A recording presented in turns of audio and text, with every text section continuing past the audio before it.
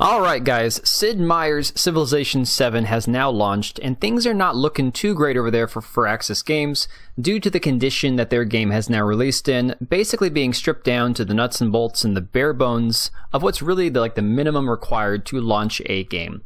You can see here from SteamDB, the game had a peak of about 73,000 people right now in the middle of the afternoon on a Tuesday, so not too shabby, to be honest, not too terrible.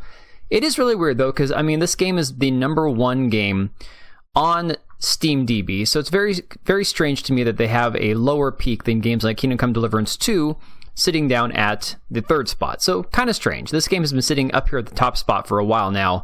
Not sure why there's not a higher peak for it, but again, I don't know the ins and outs of how exactly all these details work, but it is kind of a curious thing. So Civilization 7 is not a game that I have any real experience with, not a title that I've ever been looking forward to, not something that I've ever really dove into myself. However, I do find it funny that there's a lot of history of controversy around these games. Apparently, this game has a history of being bad, one after the other, where people are like, okay, do you remember how bad this one was? It couldn't possibly be any worse. And then it is. And then the next one comes out, and that one's even worse than the one before.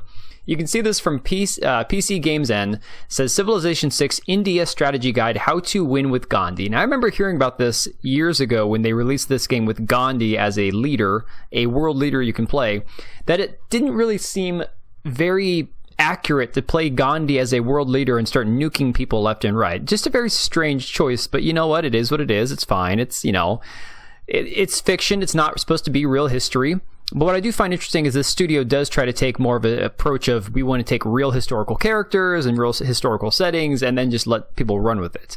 Kind of what we've seen with, again, the interpretation of things in Kingdom Come Deliverance 2 or other games similarly, where they use a historic backdrop and let people kind of do what they want to within the game.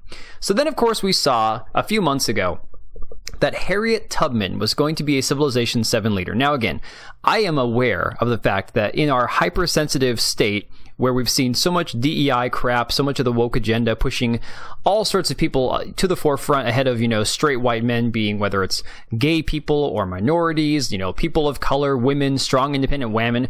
We have gotten sick and tired of this. I understand the visceral reaction that people have when you see a character like Harriet Tubman propped up as a world leader. And again, I will stress that from what I understand of these games, they do this with a lot of characters where they try to use them as a quote-unquote leader for your civilization, even if they never really were a leader in real life. I do think Harriet Tubman is a bit of a stretch. Don't get me wrong, her historical influence aside, whether or not it's been embellished or not, it doesn't make sense. This is a person who was illiterate, okay? She could not read or write. And that's not even my interpretation. There are well-documented, stories about how a lot of the myth around Harriet Tubman has been highly exaggerated. Not that she didn't accomplish anything good in her life, but just that a lot of it has been exaggerated to suit a certain narrative. But, nonetheless, you have Harriet Tubman in Civilization 7 as a potential world leader. So, again, this was a complaint that a lot of people had, that it just seemed like a DEI, forced agenda that put her in this position. Now you can see the reviews for this game. And what I find fascinating, this is a game that apparently, if I have my numbers correct, people were spending $130 on some of the editions of the games. And look at these reviews. Okay, not to mention there's almost 13,500 reviews. They're sitting at mixed right now. I think it's sitting at about 52% on Steam. And you can see even the positive ones are very, very They try really hard to be positive despite all their criticisms. This top one here with 67 hours on record says, thank you for all the hard work. It'll be a wonderful game with improvement. I played all 3 games with different leaders and civilizations each time. Advice first game, fractal map, standard speed size. Basically, he goes through the pros and the cons. The cons vastly outweigh the pros of the game. You see this one here, it says quick and dirty. This is not a Civ 7, this is a Civ Lite with the price of a Civ Pro. More nuanced, they certainly changed about everything about the game, some for the better and of course some for the worst. It was very debatable that they went with the humankind approach. Basically, you do play several games with several endings, as each era has a finishing line and your civilization will change at that point. You can't start as America, for instance. You start as whatever, then become like Indonesia, then turn into America in the next era. See, I don't have any experience playing these games, so to me this doesn't sound enjoyable. He says some of the basic missing features from past games, and honestly all games in the genre: no auto explore, no bigger map than standard, no research queue, no only continent maps and slight variations, no endless mode. WTF moment, you cannot even rename a city. Apparently that's something that they're adding, with a patch or whatever. Okay. This guy here says, I've been a Civilization fan since the original Civ and couldn't wait to play Civ 7. Unfortunately, I'm deeply disappointed. The developers clearly poured their hearts into the graphics, but all the detail ironically turns the game into a confusing mess. It doesn't help that they skimped on the UI, no handy maps or tables to guide you, no alerts about what's happening in your cities. And I'm sure that there'll be mods for those eventually. But then you see people like V on Twitter saying, words cannot describe how disappointed I am with Civ 7. I was waiting for so long for this game and I was thinking it would be good. But from the reviews on Steam, we have content come from the game. The age stops are in the Cold War. UI is unfinished and counterintuitive. Map maker is broken. Retarded AI. Now, normally I wouldn't care about the Steam reviews, but take into account that these are from people that spend $100 to play early. So these are the hardcore fans passionate about the game. Right now, for me, the price of this game is a bit expensive, so I'd only get it if it's good. Of course, you see other complaints, people saying, remember when they laughed at us because we rejected Civ 7 over Harriet Tubman? Well, where there's smoke, there's fire. And again, this review here says, feels like a lot like Civ 6, just a mess of ideas with no clear purpose, and not intuitive because it's full of this mess of ideas, ages, milestones, etc. The UI is also pretty garbage. Buggy and ugly as sin. I can't even begin to express how disappointed I am in this game. What an incredible price tag for such an unpolished rush job. Guess it's back to Civ 5. And it doesn't surprise me, given the fact that we've seen so much of this in the AAA video game industry, where they just put out slop after slop after slop, where they expect people to pay full price for games that are just absolutely broken messes at launch. Another person saying, Civ 7 Korea, I'm pretty sure Korean people didn't wear this stuff, talking about this guy right here. You see this one here that says, Luigi isn't working on Civ 7, that's why the UI sucks, talking about Luigi Mangione, of course the guy who took out the United Healthcare CEO. This guy, Dan of Earth, says Civ 7 feels completely directionless, where nothing I do feels like it matters. There's no sense of strategy or planning. You just mindlessly play stuff and do tasks to move the era forward. Really disappointed. And then we get to this right here. And this, I think, is the icing on the cake for a lot of people.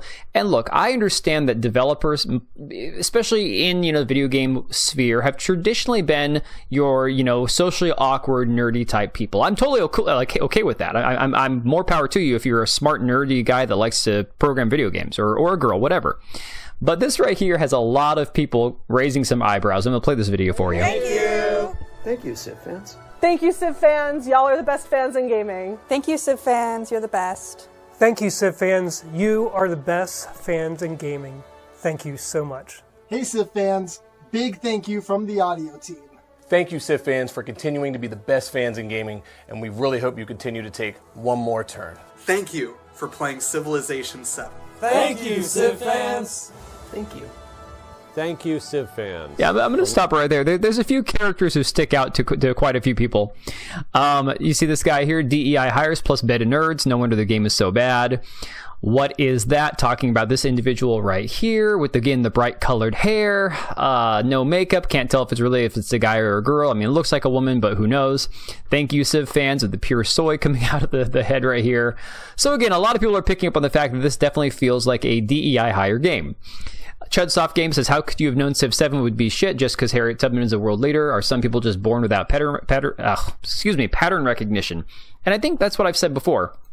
I understand that a lot of people are hypersensitive to seeing patterns in games, even if the pattern may or may not turn into anything. People are picking up on these things because we've been so indoctrinated to, just accept the slop. And once you start to see the patterns and kind of wake up from that indoctrination, you start to notice things over and over and over again. You go, wait a second, this just feels like the same thing over and over. So I've looked at Firaxis Games. I've looked at their studio and a lot of their mission statements on their website. Nothing really about diversity and inclusion, nothing that really stands out to me. They do have on Glassdoor, which is a website that does rating for diversity and inclusion, a 4.1 out of 5 stars. So fairly diverse, it would seem, at least by these people's own rating, because this is, I guess, voted on by people who are employees. They can do it anonymously. But you have to remember that Firaxis is owned by or division of Take-Two Interactive, and Take-Two has a diversity statement alone that puts out all the standard verbiage you would imagine. Diversity is a key to our success. We're committed to enhancing diversity at Take-Two and throughout our industry.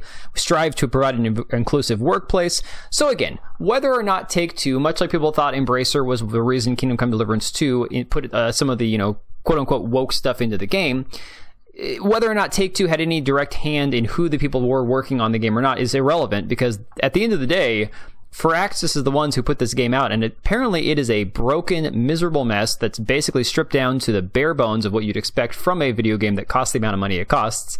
And at the end of the day, it's just another one that I go, well, you know what? I never would have been interested in the first place. I'm gonna leave it right here, guys. Let me know what you think about all this, and I'll catch you guys on the next one. Alright, and if you made it this far, thank you so much for watching the video. Thank you for being here. I do have 2 channels, Minimal Effort Podcast, as well as my gaming channel. I do have a Twitch and Kick for my gaming channel. We do live streams over there occasionally, maybe once a week. And then if you are in the market for a new PC, make sure to check out Meta PCs. Click the link I have down below. Use code TBO at checkout for a special discount. Thanks again for watching, and I'll see you next time.